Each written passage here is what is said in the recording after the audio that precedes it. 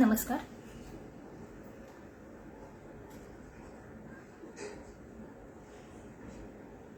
शिवराज्याभिषेक सोहळ्याचं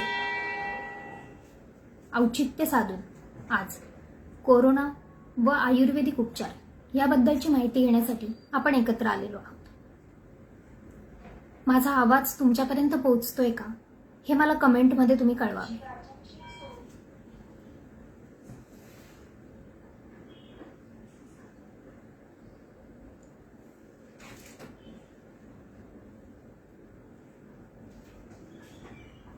आवाज क्लिअर येतोय का?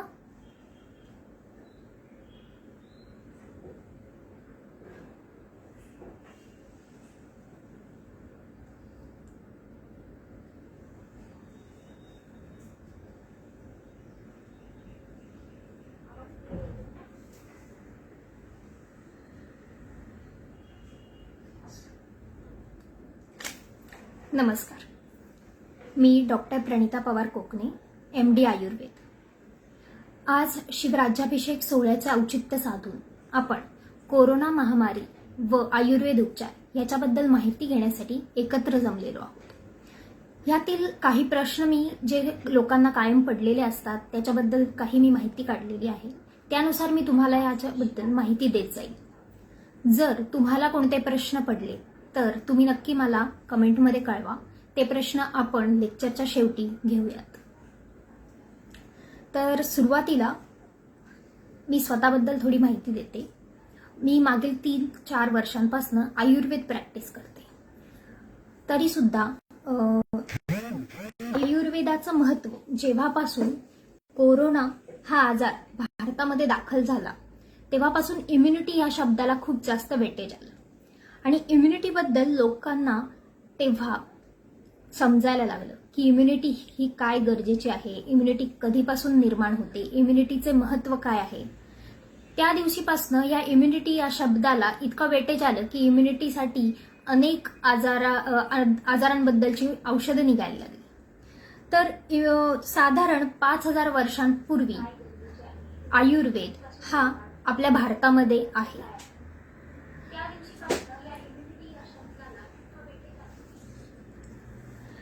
इम्युनिटीचे महत्त्व सांगत आलं आहे. परंतु कोरोनाच्या निमित्ताने सर्वांना स्वतःकडे बघायला त्याने प्रवृत्त केलेले आहे. आपली लाईफस्टाईल, व्यायाम पद्धती याच्यामध्ये अनेक गोष्टी डिपेंड आहेत की इम्युनिटी ही आपल्याला वाढवायची असेल तर त्याच्यासाठी अनेक गोष्टी त्याच्यावरती निर्भर आहेत. तर सगळ्यात पहिल्यांदा आपण आयुर्वेदातले कोरोनाचे महत्त्व याबद्दल बोलूयात. तर आयुर्वेद असं सांगतं की आयुर्वेदाचं हे जे आपण महत्त्व सांगतोय की कोरोना होऊ नये, कोरोना झाला तर आणि कोरोना नंतर अशा पद्धतीने आयुर्वेदाचं महत्त्व सांगू शकतो. जर कोरोना व्हायचाच नसेल तर आपण आयुर्वेदाचे कशा पद्धतीने वापर करू शकतो. तर आयुर्वेदामध्ये इम्युनिटी ही पूर्वीपासून इम्युनिटीचे कशा पद्धतीने आपण वाढवली पाहिजे, काय त्याच्यासाठी औषधे घेतली पाहिजे, कशा पद्धतीने आपली लाईफस्टाईल असली पाहिजे, या सगळ्या गोष्टी या इम्युनिटीसाठी महत्त्वाच्या आहेत. आणि जर कोरोना झाला तर त्याच्यामध्ये अनेक औषधे आहेत ज्या औषधांमुळे कोरोना बरा होऊ शकतो. तर आणि पोस्ट कोविड जे कॉम्प्लिकेशन्स आता आपण बघतोय, जे डायबिटीस वाढतायत, काहींना म्युकरमायकोसिस होतंय, काहींना अनेक आजार होत आहेत, पूर्ण शक्तीहीन झाल्यासारखं होतंय, ज्याच्यामध्ये शरीरामध्ये ताकद नाही अशा पद्धतीचे वीकनेस वगैरे या सगळ्या ज्या आजार होत आहेत. तर अशा प्रत्येक ठिकाणी आपण आयुर्वेदाचा वापर करून आपली शक्ती वाढवू शकतो. तर कोरोना होऊ नये ह्याच्यासाठी इम्युनिटीवरती काम करण्यासाठी अनेक गुळवेलपासनं, तुळशीपासनं, दालचिनीपासनं, विडंगापासनं अनेक औषधे आपल्याकडे आहेत.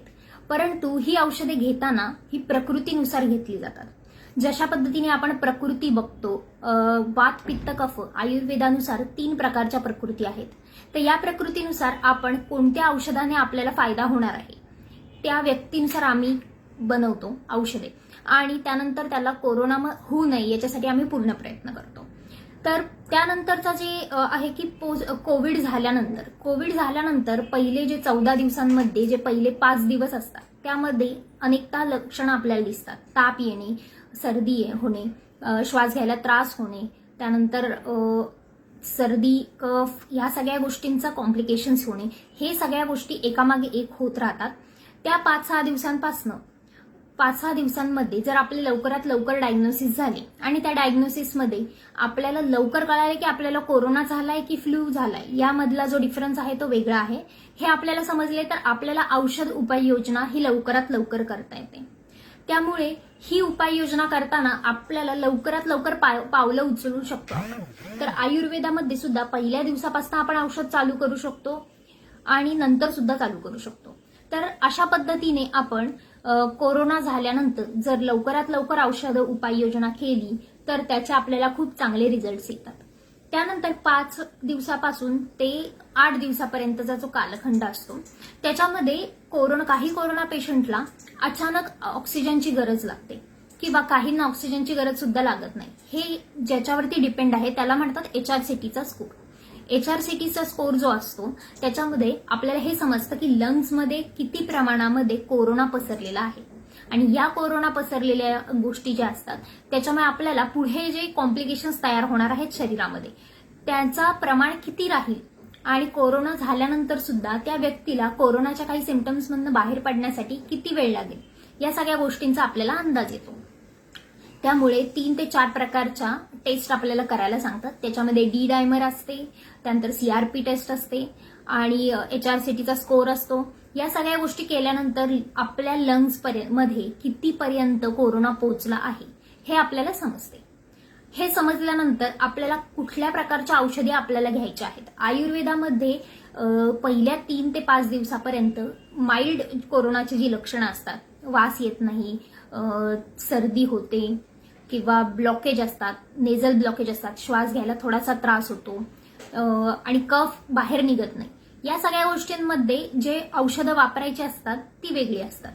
5 ते 8 दिवसांमध्ये कधी कधी श्वास घ्यायला त्रास होतो, ऑक्सिजनची लेवल कमी होते, हॉस्पिटलमध्ये नेण्याची गरज लागू शकते. या सगळ्या गोष्टींमध्ये आपण वेगळ्या प्रकारचे औषधं वापरतो.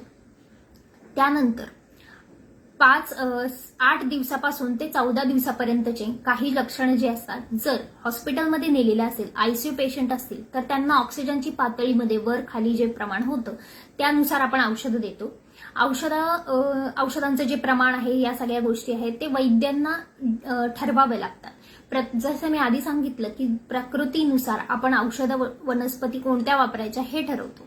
अनेक लोकांचं हे म्हणणं असतं की आयुर्वेदातले जे काही औषध आहेत त्यांचं जे लवकरात लवकर त्यांचे रिझल्ट येत नाहीत. तर आज तुम्हाला मी एक उदाहरण देते की काही आत्ता जे वैद्य काम करतायत ते ICU मध्ये 2 ते 3 तासामध्ये ऑक्सिजन लेवल वाढवण्यासाठी प्रयत्न करत आहेत आणि त्यांना नक्कीच यश आलेलं आहे. तर आयुर्वेद हळू काम करतंय असं म्हणण्यापेक्षा त्या वेळी कुठलं आपण औषध वापरतोय, त्याचा परिणाम कशा पद्धतीने आहे आणि आजार कोणता आहे ह्यावरती त्याचा परिणाम हा आपल्याला कळतो.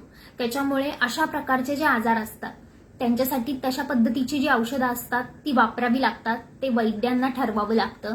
म्हणूनच कोणतेही औषधं तुम्ही मेडिकलमध्ये जाऊन घेऊन येऊन ते वापरण्यापेक्षा कुठल्या तरी डॉक्टरांकडे जाऊन व्यवस्थित पद्धतीने स्वतःचं चेकअप करून मग औषधं घेणं हे जास्त योग्य आहे.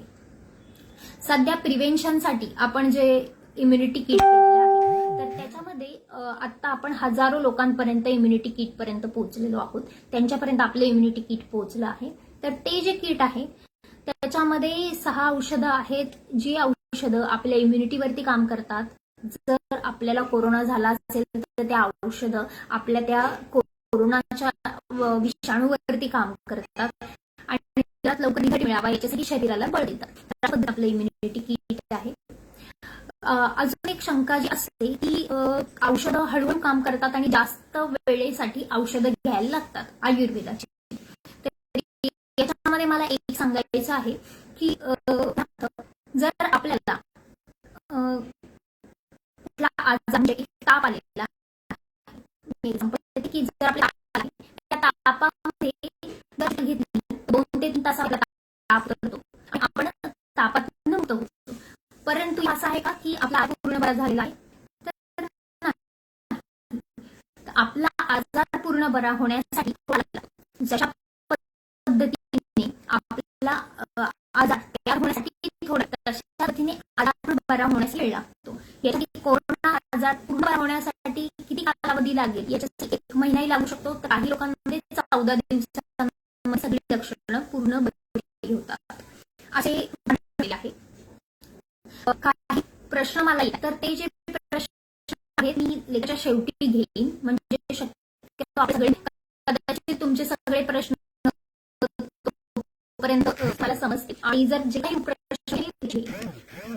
तर त्याच्यानंतर आपण पोस्ट कोविड जे कॉम्प्लिकेशन्स बद्दल बोलूयात की कोरोना होऊन गेल्यानंतर शरीरामध्ये ताकद कमी होते. त्याच्यामध्ये अजून गोष्ट आहे की काही काम करू शकत नाही, श्वास त्रास होतो, काही लोकांना ऑक्सिजनचे लावायला लागतात कंटिन्यू, 16 लिटरचे ऑक्सिजन गरज असते पूर्ण एका दिवसामध्ये. तर अशा पद्धतीचे काही तर त्यांच्यासाठी आपल्याकडे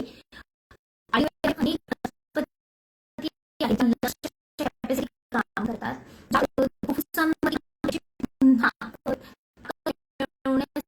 उपयोगी आणि त्याला परत त्या मी पुन्हा एकदा सांगेन औषध कोणती घ्यावी प्रकृतीनुसार हे डॉक्टरना ठरवावं लागतं. प्रत्येक वेळी व्यक्ती आयुर्वेदामध्ये पॅरासिटामॉल सारखे सगळ्यांना सेम औषधं आणि सेम मात्रेमध्ये देत नाहीत. त्यांना वेगवेगळ्या मात्रेमध्ये देण्याची गरज असते, कारण ते त्यांच्या वजन, प्रकृती, त्यांच्या शरीर ताकद या सगळ्यामध्ये माझा आवाज क्लिअर येतोय का? मला एक कमेंट आली की आवाज ब्रेक होतोय, कृपया मला सांगावे.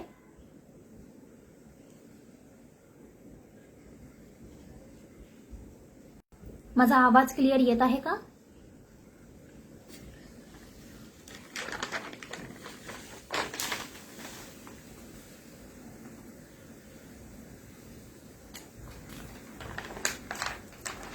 आय होप की तुमच्यापर्यंत माझा आवाज पोहोचतोय. त्याच्यानंतर बऱ्याचदा असा प्रश्न असतो की इम्युनिटी ही एका दिवसामध्ये तयार होत नाही. इम्युनिटीसाठी आम्ही औषधं देतो तर ती कशा पद्धतीने काम करतात? तर इम्युनिटी अगदी बरोबर आहे की एका दिवसामध्ये तयार होत नाही, परंतु इम्युनिटी वाढवण्यासाठी शरीरामध्ये औषधांची गरज तेव्हाच पडते जेव्हा आपल्या जी लाईफस्टाईल आहे त्याच्यामध्ये इम्युनिटी तयार होत नाही. सध्याची जी आपली कामाची पद्धत आहे, जी आपली रोजच्या वागण्याची पद्धत आहे, या सगळ्या गोष्टींमुळे आपली जी इम्युनिटी वाढण्यासाठी जे आपल्याला शरीरामध्ये ताकदीची गरज असते ती आपल्या रोजच्या जेवणातून मिळत नाही. त्याच्यामुळे आपल्याला औषधांची गरज पडते. आणि कोरोना किंवा कुठलाही आजार अचानक जेव्हा येतो, आवाज ब्रेक होतो, ओके, जर काही कारणास्तव नेटवर्कमध्ये प्रॉब्लेम असेल तर कदाचित तुम्हाला थोड्या वेळाने आवाज येईल.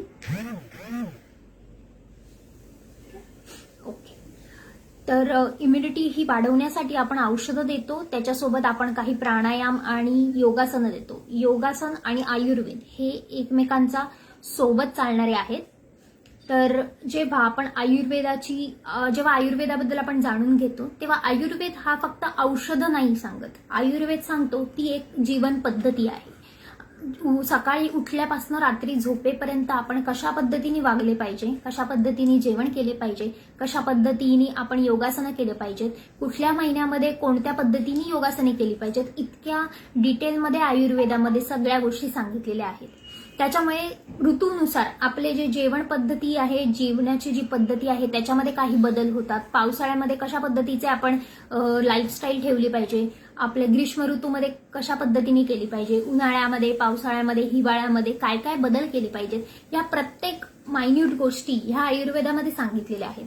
त्याच्यामुळे याच्यावरती काम करताना बऱ्याचदा आपल्याला हे बघावं लागतं की त्या व्यक्तीची प्रकृती आहे व्यवस्थित आहे का.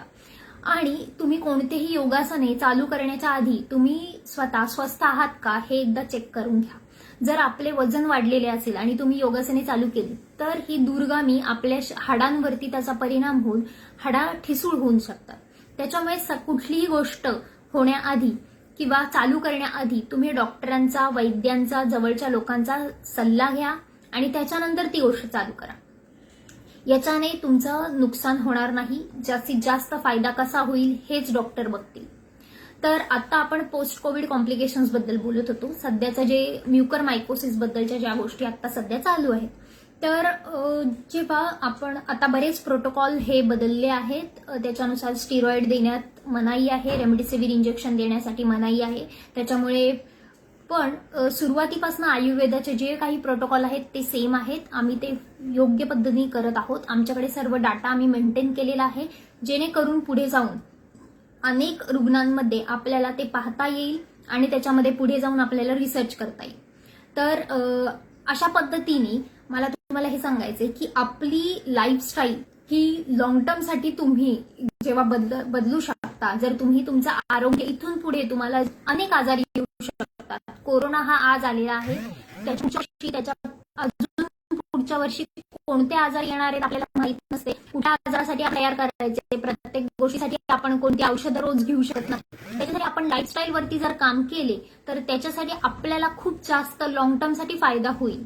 आणि त्याचा आपल्याला पुन्हा काही औषधं, प्रत्येक वेळी औषधं घेण्यापेक्षा काही ठिकाणी आपण रोजच्या जेवणामधनं सुद्धा बरे होऊ शकतो. इतकी ताकद आपल्या रोजच्या जेवणामध्ये सुद्धा आहे.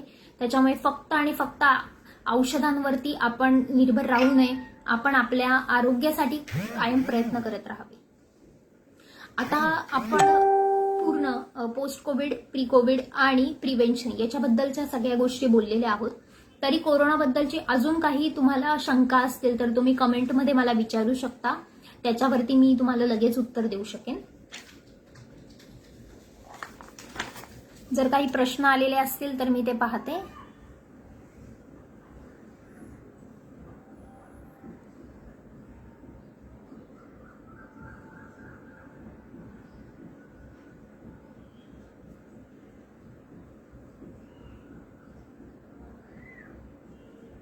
तुम्हाला काही प्रश्न असतील तर तुम्ही नक्की विचारा.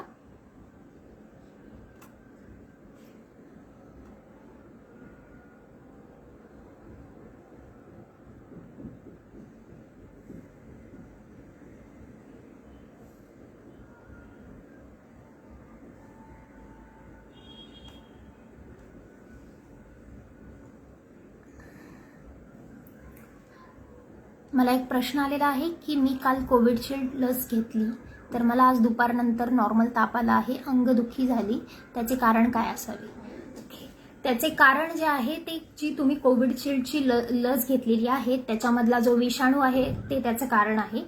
जर तुम्ही काही आयुर्वेदिक औषधं आत्तापासून चालू केली तर लवकरात लवकर ताप निघून जाईल. जर ताप 2 ते 3 दिवसापर्यंत राहिला तर नक्कीच लवकरात लवकर आपली अँटीजन टेस्ट करून घ्या आणि योग्य तो उपचार करून घ्या. मी माझा फोन नंबर खाली तुम्हाला कमेंटमध्ये टाकून देईल. जर तुम्हाला काही शंका असेल तर तुम्ही फोनवरती सुद्धा विचारू शकता. काही उपचार गरजेचे असतील तर आपण चालू करू शकतो.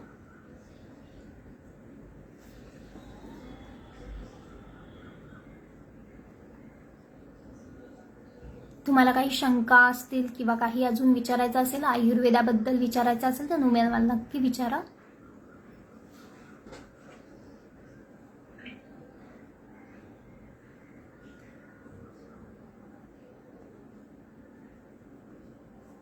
माझ्याकडून कोणता मुद्दा जर राहिला असेल तर त्याच्याबद्दल मला आठवण करून द्या. मी त्या मुद्द्यावरती सविस्तर तुम्हाला माहिती देईन.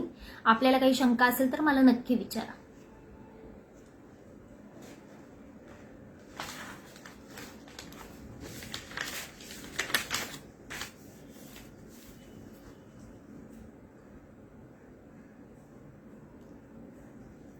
तुमच्या खूप छान कमेंट्स आलेले आहेत.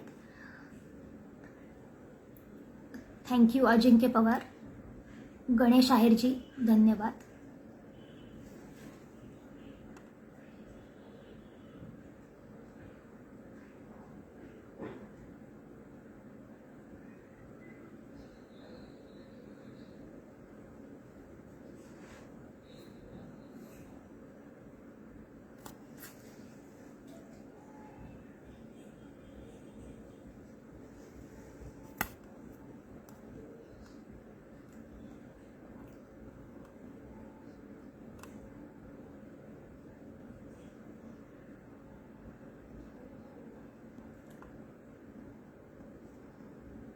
अजून काही माहिती हवी असेल तर मला नक्की विचारा.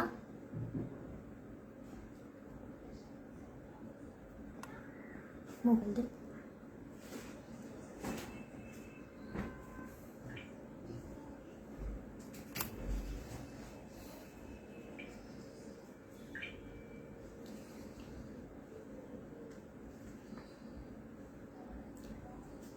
राजेशजी धन्यवाद.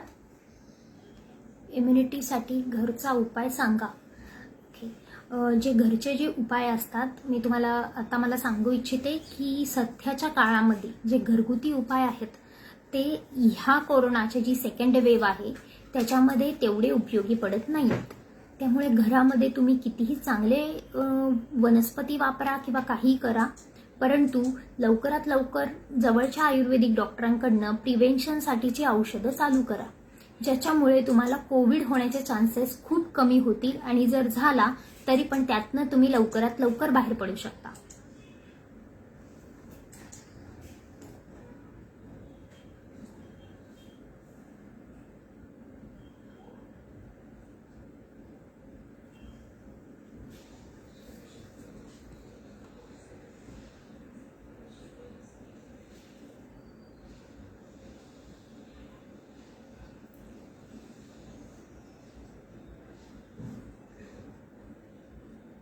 धन्यवाद राजेशजी.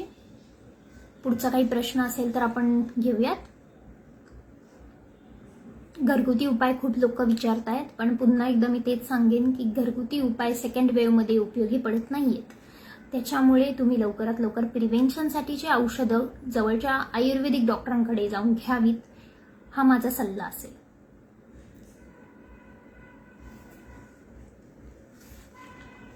गुळवेल काढा कोरोनावरती किती प्रमाणात गुणकारी आहे, किती प्रमाणात त्याचं सेवन करावं. जो गुळवेलीचा काढा आहे तो नक्कीच अनेक आजारांमध्ये इम्युनिटी वाढवण्यासाठी उपयोगी आहे आणि त्याचं प्रमाण हे आपल्या प्रत्येकाच्या प्रकृतीनुसार वेगळं असतं. त्याच्यामुळे त्याच्याबद्दलची सविस्तर माहिती घेण्यासाठी तुम्ही मला कॉन्टॅक्ट करू शकता. आणि त्याचं रोजचं जे प्रमाण आहे, चहाचा कप जितका असतो तेवढा काढा घेतला दिवसातनं 2 वेळा तरी उत्तम आहे.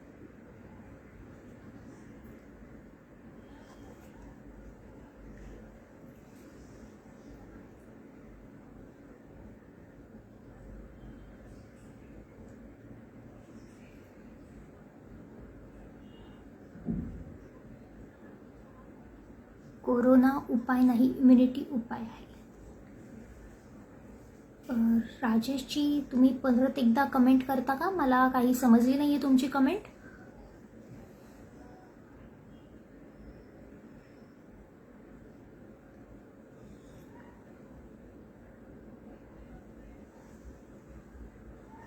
बाकी अन्य कोणी लोकांना काही प्रश्न विचारायचे असेल तर प्लीज विचारा.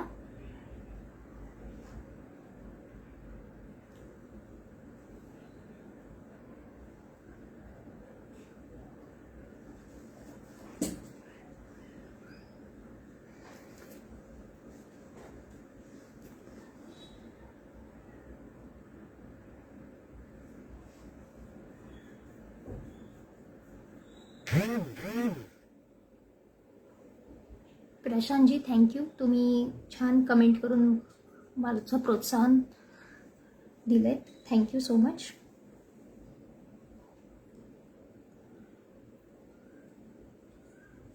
अजून काही प्रश्न असतील तर आपण ते घेऊयात, जेणेकरून लोकांना जास्तीत जास्त माहिती मिळेल.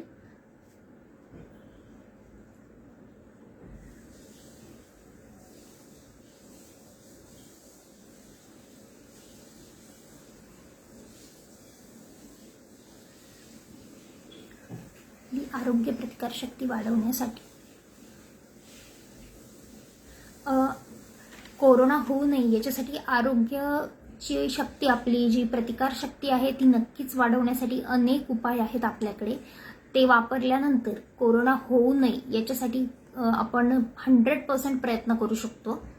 आणि परंतु प्रत्येक व्यक्तीनुसार हे वेगवेगळे असतात उपाय. त्या प्रत्येक व्यक्तीनुसार, प्रकृतीनुसार, त्यांच्या शरीराच्या ताकदीनुसार, त्यांच्या रोजच्या कामाच्या पद्धतीनुसार, या सगळ्यानुसार त्यांचे औषधेही वेगळी असतात, त्यांचे उपाय पद्धतीही वेगळी असते. त्याच्यामुळे तशा पद्धतीने त्याचं जर काम केलं तर ते आपण करू शकतो. लसीबद्दल सांगा. लसीबद्दल अनेक माहिती आहे आपल्यासमोर. कुठल्या पद्धतीची लस घ्यायची आहे, 3 ते 4 प्रकारच्या लस आज उपलब्ध आहेत, सरकारने आपल्याला करून दिलेल्या आहेत. त्याच्याबद्दलची माहिती ही आपल्याला इंटरनेटवरती मिळू शकेल. आयुर्वेद आणि कोरोना याच्यामध्ये मी तुम्हाला कशा पद्धतीने मदत करू शकते याच्याबद्दलची आपण जर माहिती विचारली तर त्याचा लोकांनाही जास्तीत जास्त फायदा होईल. म्युकरमायकोसिसचे मुख्य लक्षण. कोरोना झाल्यानंतर समजा जर काही प्रमाणात स्टिरॉइड वापरले असतील, काहींना डायबिटीस हा आधीपासूनच असेल, तर त्या लोकांना कोरोना होण्याचे चान्सेस जास्त आहेत. म्युकरमायकोसिस होण्याचे चान्सेस जास्त आहेत. तर काही लोकांना नाक, कान या ठिकाणी थोडासा काळपट असा स्पॉट येतो, ज्याच्यामध्ये जशा पद्धतीने फंगसची तिथे ग्रोथ होते आणि ती फंगस पूर्ण एरियामध्ये वाढत जाते.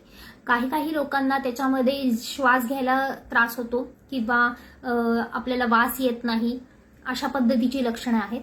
ही मुख्यतः लक्षणं आहेत. आणि ती फंगस त्या जवळच्या एरियामध्ये पूर्ण घर करते आणि ती घर करून ती गोष्ट वाढते. आणि ती वाढल्यानंतर जर नाकामध्ये वाढली तर तिथे ब्लॉकेज तयार होतं आणि श्वास घ्यायला त्रास होतो आणि पुढे अनेक क्रिया करण्यासाठी त्रास होतात. जर तीच डोळ्यामध्ये वाढली तर आपल्याला दिसायला कमी दिसायला लागतं, अंधुक दिसायला लागतं. जर ती कानामध्ये वाढली तर कानामधल्या काही गोष्टी ज्या आहेत की आपल्याला ऐकायला कमी येतं. अशा अनेक आपल्याला लक्षणं, वेगवेगळी लक्षणं वेगवेगळ्या एरियानुसार दिसतात. त्यामुळे त्याची जी लक्षणं आहेत ती वेगवेगळी आहेत, त्या एरियानुसार आहेत. डोळा, कान, नाक, घसा या पद्धतीमध्ये कुठे आहेत ते त्याच्या पद्धतीने त्याची लक्षणं निर्माण होतात. धन्यवाद शिवभक्त मोहन जी.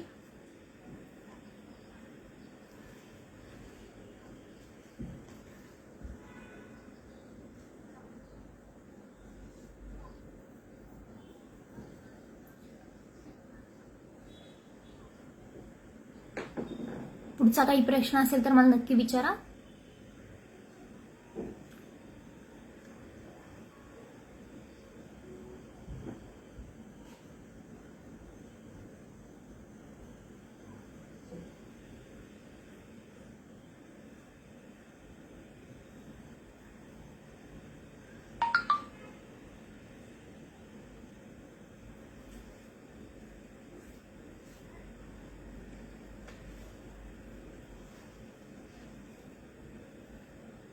अजून तुम्हाला काही माहिती हवी असेल तर मला नक्की विचारा.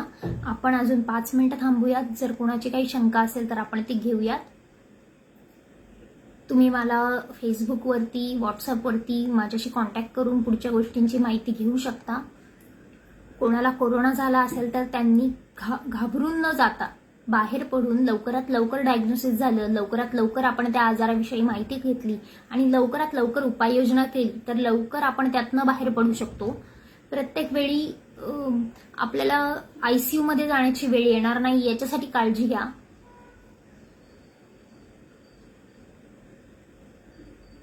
संक्रमण झालेला अवयव पूर्णपणे निकामी होतो का? म्युकरमायकोसिस किती प्रमाणामध्ये वाढलेला आहे, त्याचं प्रमाण किती आहे आणि किती आतमध्ये पर्यंत तो पसरलेला आहे, याच्यावरती त्याचं हे डिपेंड आहे.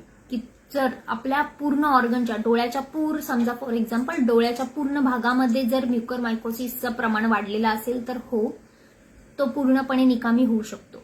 त्याच्यावरती सुद्धा काही वैद्य हे पूर्णपणे ट्रीटमेंट देत आहेत. आयुर्वेदिक ट्रीटमेंट ही चालू आहे, त्याच्यासाठी पूर्णपणे प्रयत्न चालू आहेत अनेक वैद्यांचे.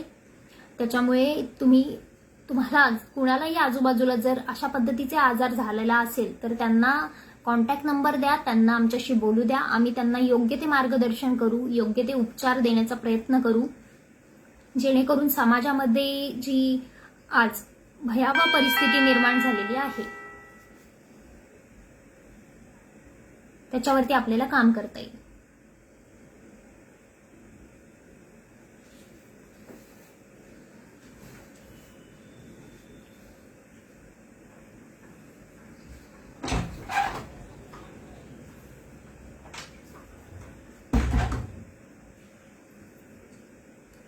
कुणाला काही प्रश्न असेल तर नक्की विचारा.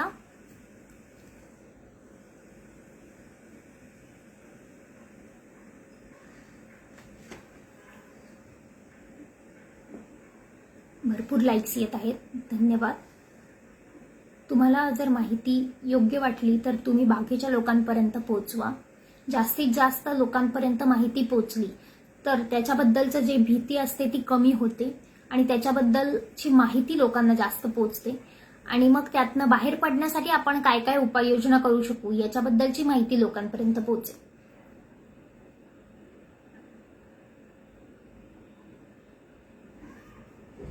अजून कोणाला काही जर शंका असेल तर नक्की विचारा.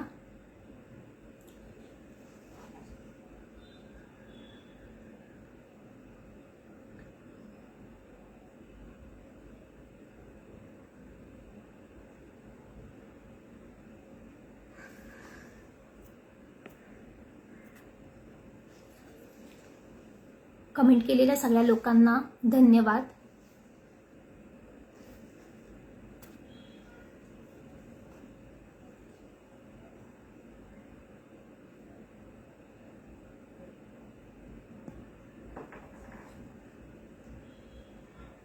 हा प्रश्न अगदी कॉमन आहे. कोरोना झाल्यानंतर साधारण किती दिवसामध्ये कोरोनाची लस घ्यावी? साधारण सांगितलेल्या प्रोटोकॉलनुसार 3 महिन्यानंतर आपण लस घेऊ शकता. त्याच्या आधीच कोरोनाची लक्षणे पूर्णपणे तुमच्या शरीरातनं गेली आहेत का ते एकदा बघा. काही लोकांची कोरोनाची लक्षणे 14 दिवसात जातात तर काहींना 21 दिवसही लागतात. त्यामुळे जर कोणाला कोरोना झाला असेल तर त्यांच्या शरीरामधनं लक्षणं पूर्णपणे कधी गेलेली आहेत त्याच्यानंतर 3 महिन्यांनी त्यांनी लस घ्यावी. म्युकरमायकोसिसचे काही उपाय किंवा माहिती पूर्ण मिळावी ताईसाहेब. ओके, म्युकरमायकोसिस बद्दलची जी माहिती आहे, जर आपल्या शरीरामध्ये डायबिटीस झालेला असेल किंवा शुगर वाढलेली असेल तर त्या ठिकाणी फंगससाठी ऑलरेडी एक तयार जेवण त्यांना मिळतं आपल्या शरीरामध्ये आणि त्यामुळे ते इझिली त्याचं वाढ तिथे होते. ही वाढ जर वाढली तर ती नाक, कान, घसा या एरियामध्ये जास्त वाढते कारण कोरोनाचा विषाणू सध्या तिथे स्थिर असतो. एखाद्या व्यक्तीला कोरोना झाला असेल तर तो अप्पर रेस्पिरेटरी ऑर्गनमध्ये म्हणजे कान, नाक, घसा, लंग्स याच्यामध्ये असतो. त्याच्यामुळे त्या भागामध्ये म्युकरमायकोसिसची होण्याचे चान्सेस जास्त असतात. त्यामुळे म्युकरमायकोसिससाठी प्रिव्हेन्शन म्हणून जर असेल तर जर तुम्हाला कोरोना झाला असेल तर तुम्ही आयुर्वेदिक औषधं त्याच्यासोबत चालू करा, जेणेकरून आयुर्वेदिक औषधामुळे तुमची डायबिटीसची जी शुगर आहे ती कंट्रोलमध्ये राहील आणि अन्य काही कॉम्प्लिकेशन्स होणार नाहीत. याच्यामुळे फायदा एक असा होतो की जे अजून स्टिरॉइड आणि ह्याचे जे रेमडेसिवीर याचे जे काही साईड इफेक्ट आहेत ते साईड इफेक्ट होणार नाहीत आणि त्याच्यामुळे म्युकरमायकोसिस होण्याचे चान्सेस तरी कमी आहेत. आणि आधीपासून आयुर्वेदिक जर आपण औषधं चालू केली असतील तर जर आपल्याला म्युकरमायकोसिस झाला तरी पण तो लवकरात लवकर कव्हर होण्यासाठी खूप जास्त फायदा होत आहे. आज अनेक लोकांनी चालू केलेली आहेत. म्युकरमायकोसिसमध्ये सुद्धा आयुर्वेदिक उपचार चालू आहेत. त्यामुळे घाबरून न जाता लवकरात लवकर उपाययोजनेसाठी आपण तातडीने उपाय करावेत आणि त्याच्यावरती काम करावं. धन्यवाद प्रशांतजी. धन्यवाद प्रशांतजी.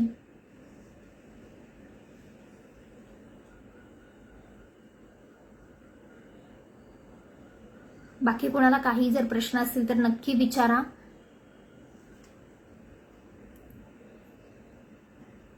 खाली मी कमेंटमध्ये माझ्या क्लिनिकचं नाव, मोबाईल नंबर हे पाठवत आहे, जेणेकरून तुम्हाला कधीही अडचण आली तर तुम्ही माझ्यापर्यंत लवकरात लवकर पोहोचू शकता आणि आपण लवकरात लवकर उपाययोजना करू शकतो. आज मला तुमच्या ग्रुपवरती तुम्ही बोलवलंत आणि माहिती घेतली आणि कोरोना ह्या सध्याच्या महामारीविषयी किती माहिती द्यावी तेवढी कमी आहे. किती त्याचे उपचार आता प्रत्येक वेळी वेगळे वेगळे उपचार आपल्याला WHO कडनं येत आहेत. त्याच्यामुळे आपण आयुर्वेदाला लवकरात लवकर ऍक्सेप्ट केलं, लवकरात लवकर त्याच्याविषयी आपण माहिती घेतली आणि उपचार चालू केले तर आपल्याला अनेक आजारातनं बाहेर पडायला लवकरात लवकर उपाय मिळतात आणि त्यातनं काहीही त्रास न होता तुम्ही बाहेर पडू शकता.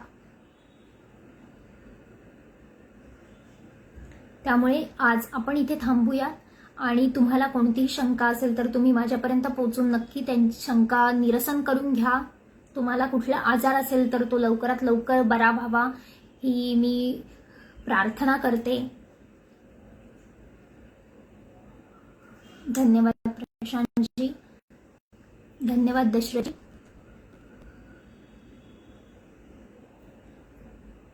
तुम्ही सगळ्यांनी जो मला सपोर्ट केला त्याच्यासाठी धन्यवाद आणि आज मी इथे लाईव्ह थांबवते. धन्यवाद.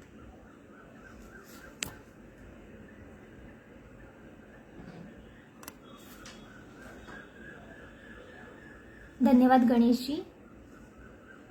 आपल्या लोकांसाठी उभं राहायचं हे तर सगळ्यात मेन कर्तव्य असतं डॉक्टरांचं. त्याच्यामुळे तुम्ही मला केव्हाही हाक मारली तर मी पुन्हा एकदा येईल आणि पुन्हा आपल्या सगळ्यांना मार्गदर्शन करायला तयार असेल.